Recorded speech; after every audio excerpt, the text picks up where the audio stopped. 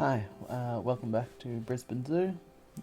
Today I will be filling in the space off to the right here of the entrance.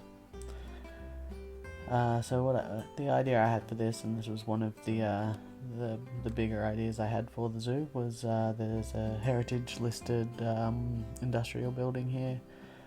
I'm not actually from Brisbane, but I Google image searched a few heritage listed buildings for inspiration. I'm drawing a lot from the old Peter's factory, which has been turned into some shops and restaurants and cafes and things. And there's a little bit of the Castlemaine Brewery warehouse or something. I've actually barely spent any time in Brisbane beyond the airport. But Google Maps and image search is very helpful. So I am using that same brick color again. The idea being that it's actually the color from the heritage building rather than the other way around. So that they tried to match what was already here. So they wouldn't have been able to make many modifications to the heritage listed building, obviously, but they would have rebuilt the inside, possibly even before the land was sold. Somebody had started remodeling the inside of the building. So what we'll have in here is a gift shop, which I had originally intended to have doors on two sides, but ended up not doing it that way. So a door inside the zoo and a door outside the fence, even though technically with the gates at the train station, it's all inside the zoo, obviously. But yeah, and yeah. So yeah, 90 degrees from each other, but I decided not to. Quite like the layout I did end up with.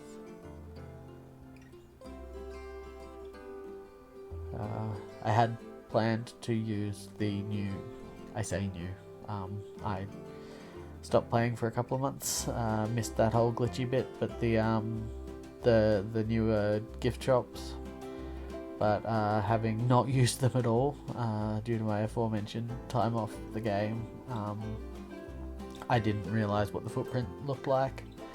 So I have just done the old-fashioned shop counters, and I have used the modular pieces just because they're really nice. I quite like them. I know there's a lot of people who have put a lot of effort into gift shop pieces, but it's a bit beyond me, to be honest. And like I said in that first episode, I don't want to use too much of the blueprints because this is about me building. What I'm going for with this factory, it's being like turn of the last century. Electric lighting wasn't that common, so for any kind of factory that required, some kind of intricate work, you needed a lot of lighting. So, lots of windows, in the facade, which really lends itself to, we've got the gift shop over where the wood is in the background, the wood flooring, and I'm also putting in a restaurant and then the upper floors I'm just doing a plaster backdrop. I've actually lost a little bit of footage in here where I start putting that in, but you're not really missing anything. So mostly just mucking around with like red brick and I think they're plaster pieces. I do cover over the plaster with the nicer limestone. The idea being that like the ground level is where they put the money, so it looks a lot nicer than the upper floors, but still, with the light coloured plaster, kind of carries on the look. But yeah, the idea is that the zoo probably leases out the restaurant space, and the upper floors are conference rooms and or like co-working space that it rents out in some capacity, mostly just as an extra income stream.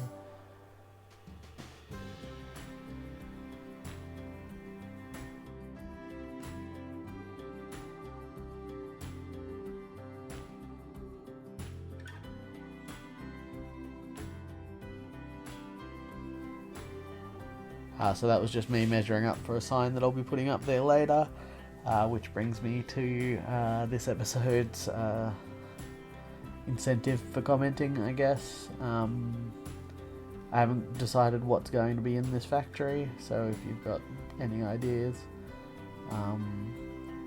and also what it will be named. This would be the original name of the old factory, so probably, initial name and sons, whatever they do, or something like that. Like I said, it is quite a lot based on the old Peters ice cream factory, which I think said something like Peters Arctic Confectionery or something up the top.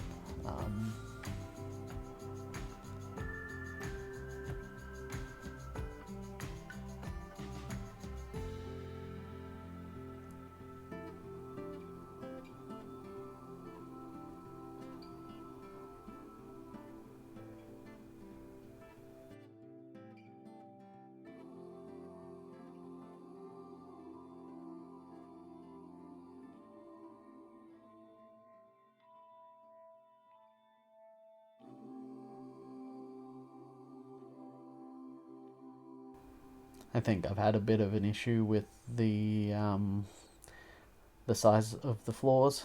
I think those upper floors could probably do with being a little bit higher to make up for the floor that would have been in between. But overall, I am pretty happy with this build. It did take quite a bit longer than I thought it would, given a lot of it is copying. A lot of the outside anyway is just copying the same piece and adjusting the corners and putting doors in. That the inside did slow me down a little bit. The other part I'm actually pretty excited about. There will be the next build. Will be an actual animal. We'll be putting in a wallaby habitat in the next episode. Initially, I had when I was planning to make this look more like the Castlemaine warehouse, that it would make sense for the restaurant to actually be like a small brewery. So the windows would look out into a habitat, and I decided on the wallabies because what's a craft brewery without a little hops?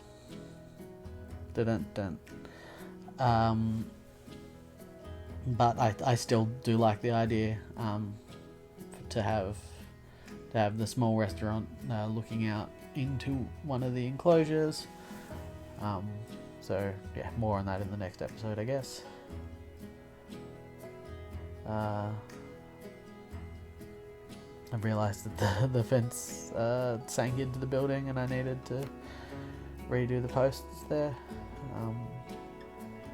I do tend to be a little bit all over the place with with my building.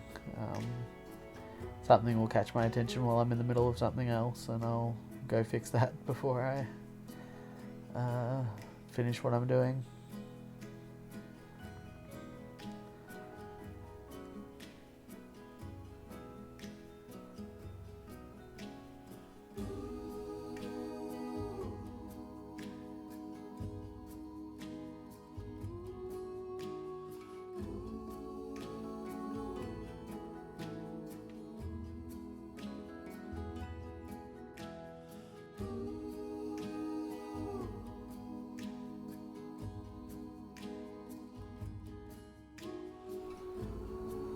I'm not 100% sure about these corners, but they do the trick using the pillars to cover up the edges. Smooths it all off. I think gives it a nice finish.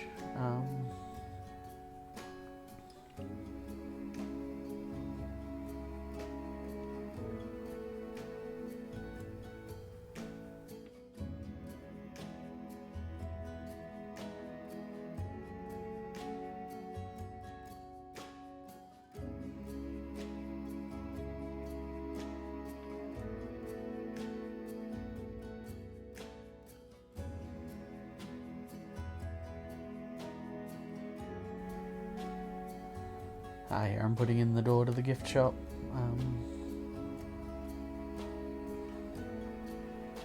Minor changes would be allowed on a heritage building. It now occurs to me that there probably should have been a larger door somewhere on this building for whatever was made in this factory to be moved in and out of, supplies, things like that. But maybe in a future build I'll go back and blow out a couple of windows on probably the entrance side of the building, because there's a roadway there, and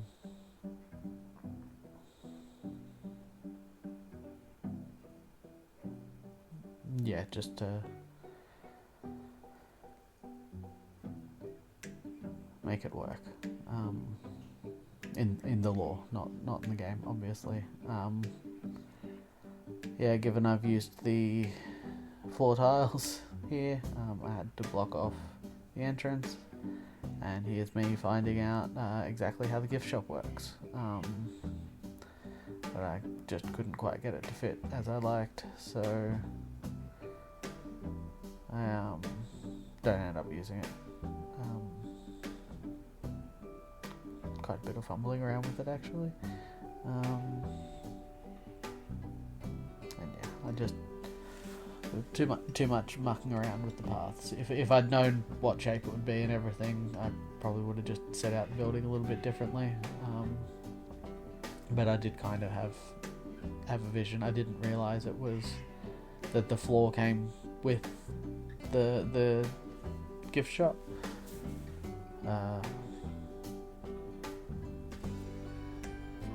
I thought it was just modular, like even the counter was modular.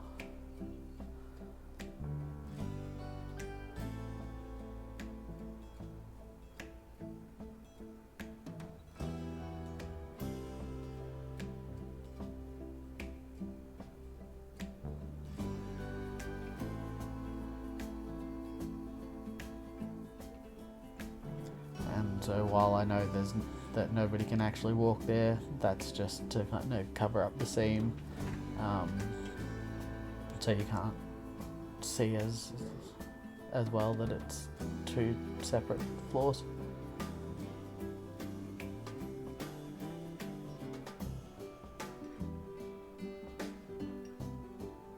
Just covering the counters. Probably a little bit of overkill for a gift shop, but this might be the only one. I might slot a small one in near one of the bigger, more popular animals, but I don't currently have any plans for what that would be. Maybe near like lions or something like that, a lion specific.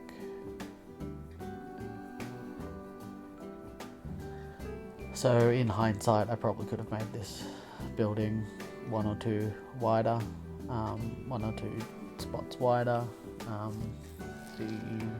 The restaurant is a little bit cramped. Can't do a lot with the space I've got. But again, the big selling point of the restaurant is being able to watch the wallabies in their habitat.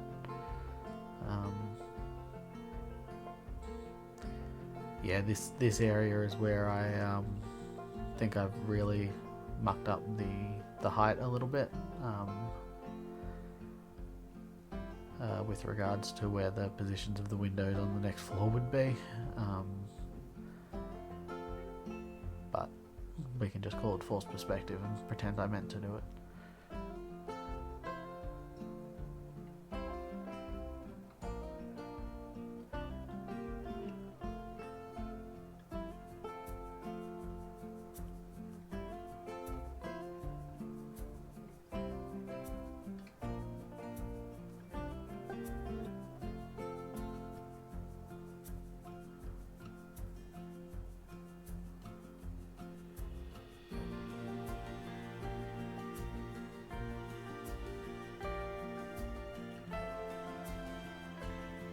This lobby area doesn't get much better decorated than that.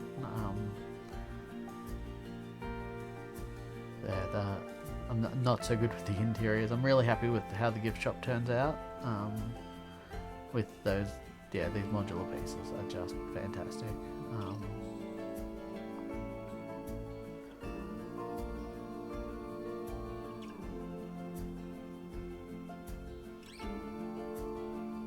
They're so versatile,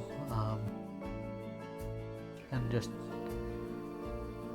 realistic enough when you're trying to build like a real zoo. They're not as Planet Zoo-y.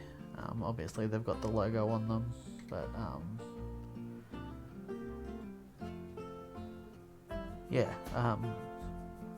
maybe a little bit more variety in the pieces, but maybe I could just build a smaller gift shop, I guess.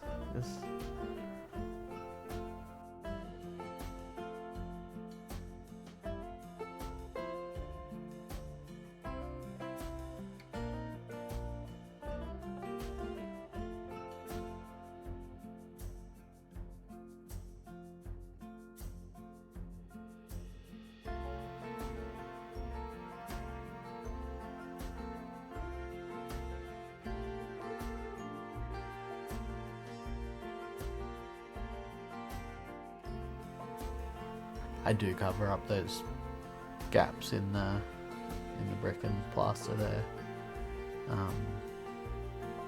I know how bad they look. I cover them up properly. Just wanted to get the fun part of the building. Here I'm just putting in a couple of fitting rooms for if you want to try on the t-shirts, which I realise are the only real clothes items. Just a couple of small ones, just in case you don't want to just pop a t-shirt on over the top of what you're wearing. So yeah, I used these Oceanian pieces, and like the railing that they're hanging off is just the Indonesian stained timber. Just something nice and simple. I guess the conceit would also be that maybe they've got some other clothing items that just aren't really there. But that's not the kind of thing I would be happy building. So again, just simple lighting, which as you can see I forgot to turn on, so here's me going through and doing that. I do learn my lesson immediately. Just testing the height of the ceilings there. Of course, because there's the false floor in the restaurant, the ceiling will be a different height. But again, you don't really look at the upper floors. So it doesn't make much difference.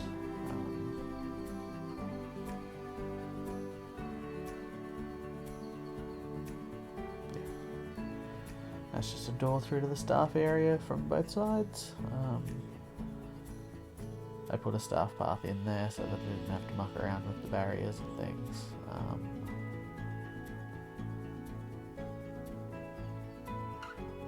So yeah, just so that I could have a staff room for both the gift shop and the restaurant.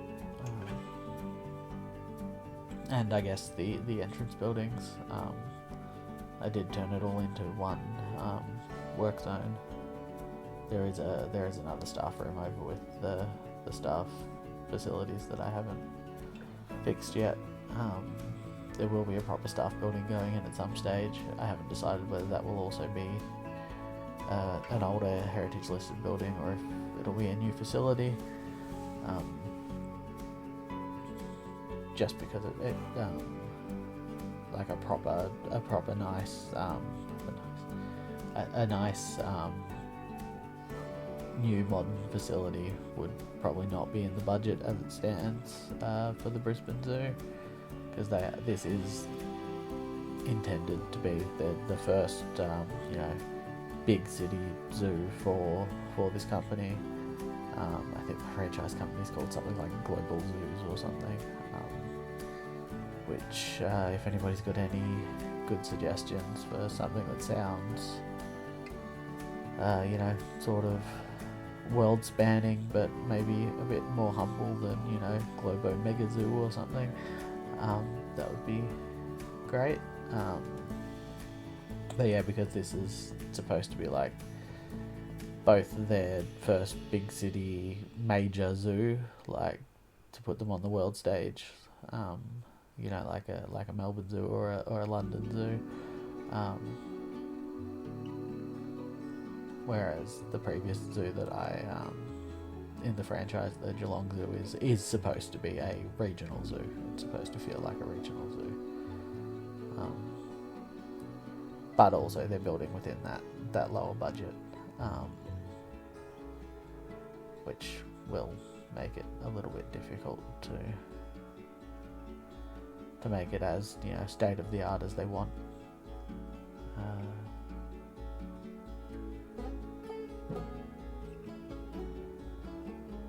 Yeah, as you can see, I finished building the roof and put in the interior walls. Just a quick plaster wall behind the window. Give it some space so it's not flat against it, but just so there's something there so you can't see the mess that I've made of the top of the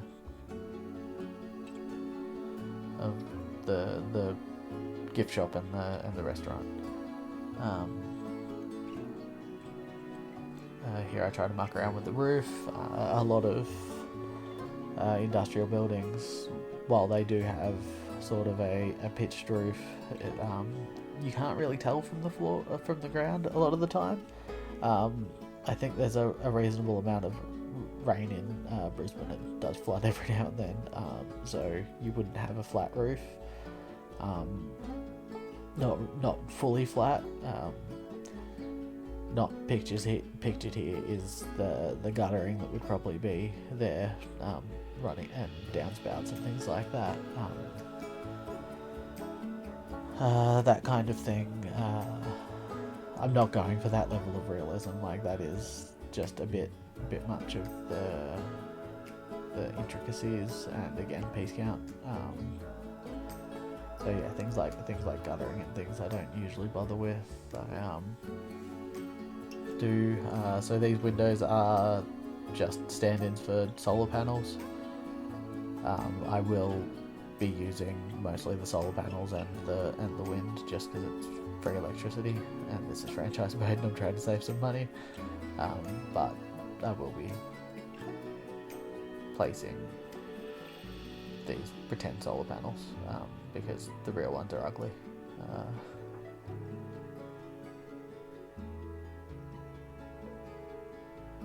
And I didn't think the entrance building really had enough roof space to bother but on any larger building like this, like if I do like a reptile house or a food court area, they will probably have solar panels as well,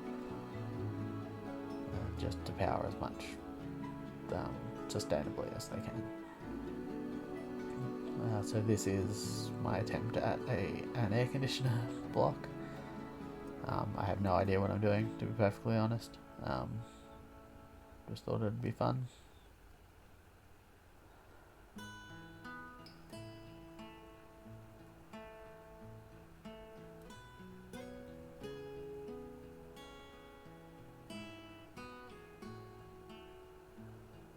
And yeah, here I thought I'd put a sign to like direct people round to the elevator door over there, but I ended up just using the memorial one. I haven't made a directory yet, but I will at some point. And here I'm just putting filler text so you can see what the building will look like with the company name on it. And I do pull the letters forward and put a background on it just to make it look more like the building it's based on. So I've cut out a bit where I put in some foliage work on the little there's a little corner of grass between the entrance and the gift shop. I hated it and redid it, and I also hate the way I redid it, so I'll be redoing it again. So yeah, it'll just be into the cinematics now, and leave a comment on what you think the company that owned this building originally should be called. Thanks, bye.